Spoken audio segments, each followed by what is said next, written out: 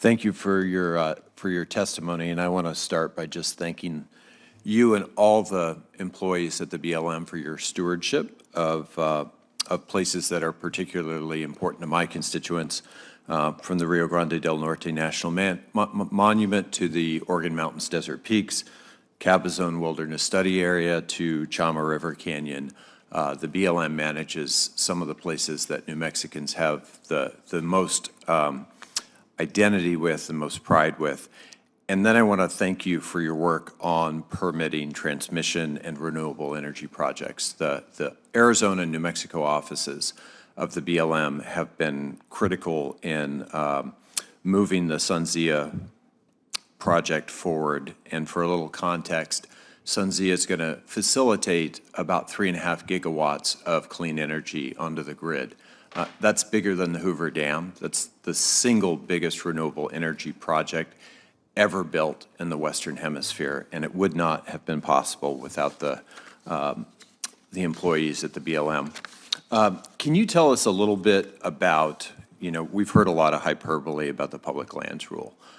Talk about how the public lands rule fits into the multiple use mandate of the Bureau of Land Management. Thank you, Senator, for the question.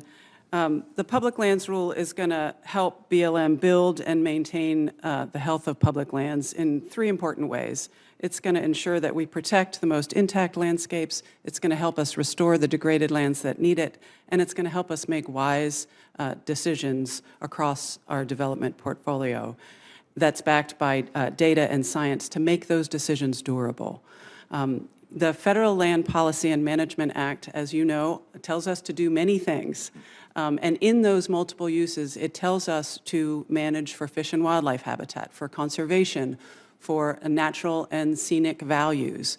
FLPMA tells us to do these things, and for the first time, we're going to put some consistency to how we deliver the conservation part of FLPMA's charge to us. Great. Yeah, I don't think it's too much to ask that the BLM manage for fish and wildlife habitat. Yeah. That is something near and dear to many of my constituents. I hear more and more from tribes in New Mexico who want to help care for and steward public lands alongside federal agencies, including the Bureau of Land Management. And I know the BLM and the Forest Service are working with Tesuque Pueblo on an agreement for the Caja del Rio area. I believe you met with Tesuque leadership when you were in New Mexico last month. Can you give us a little update on those discussions? Thank you, Senator, for the question. I did meet with the Tesuque Pueblo here in D.C., actually, but I have been out on the Caja and recognize the need for us to work together to improve that habitat and maintain that incredible connectivity that it delivers to New Mexicans. I'm confident that we are going to soon sign a co-stewardship agreement with the Tesuque and the Forest Service so that we can manage these lands together. Great. We're seeing delays in project approvals for projects on BLM land in New Mexico, and very frequently I think the cause is a lack of sufficient realty staff to finalize things like rights-of-way, land acquisition, surveys. It's an issue that dogs the Forest Service as well, but this affects everything from recreation to land exchanges to renewable energy development. What can we be doing to get more staff at the BLM offices in New Mexico that we can speed up these project approvals? Yeah, thank you, Senator, for that question. Hiring realty specialists for people watching online, we're hiring, is really vexing across our portfolio, across all of our states.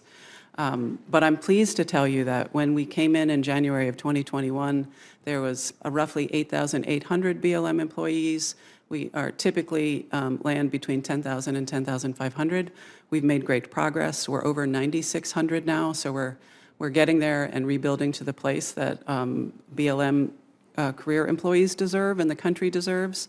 We're using every tool in the toolbox to try and specifically target realty specialists, and could use any ideas would be welcome. I want to, before my time's expired, I just want to touch on one other thing, which is the Legacy Restoration Fund. Those are the Great American Outdoors Act funds. The Bureau has only obligated 69% of the funds in the 3-year window, how can we be getting more deferred maintenance dollars out the door and onto the ground for everything from campgrounds to all the other infrastructure that supports the public on our BLM lands? Yeah, thank you for this question, Senator. As you know, deferred maintenance projects are multi-year projects. They take some running time. We have dozens and dozens in the pipeline now, and I can get you those specific numbers, but I'm feeling pretty good that we're going to catch up, and hopefully the Congress will reauthorize the Great American Outdoors Act. So now that now that we've got a pipeline, we can continue to fund those projects. Thank you. Senator Barrasso. Thank you, Mr. Chair. Mr.